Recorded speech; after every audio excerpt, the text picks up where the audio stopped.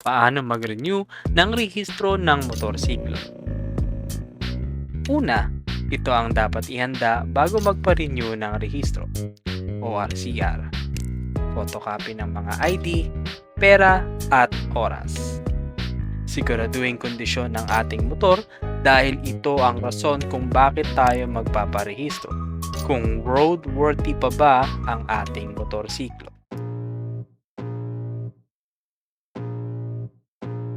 Tasteful blood and my tongue keeps bleeding from the words I spit. So sharp, so freezing, so cold. Behold, frostbite they feeling.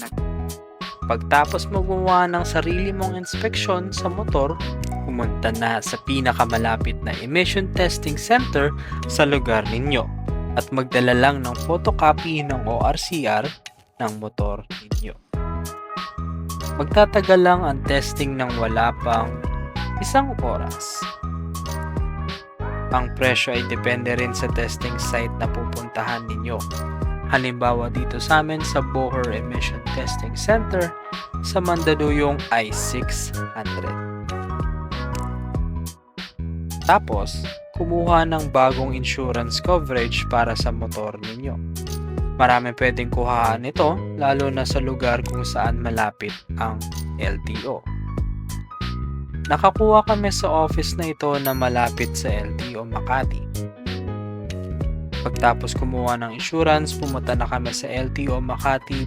Pagsabi namin na magpaparenew ng rehistro, dali-dali nilang chinek ang motor namin tulad ng brake, turn signals, preno at busina. Pwede kayong magtanong kung saan pipila. Sobrang matulingin ng mga taga LTO Makati. Pagkabigay namin ng requirements, naghintay lang kami ng mga 15 minutes, tinawag na kami para magbayad at another 5 minutes para sa actual na rehistro. Ito lahat ng nagastos namin sa proseso na ito.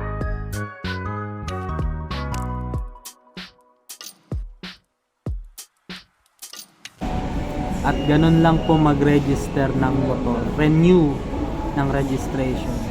Galing niya, di ba? Siya pumila, taga-antay lang. Assistant. Assistant mo ba?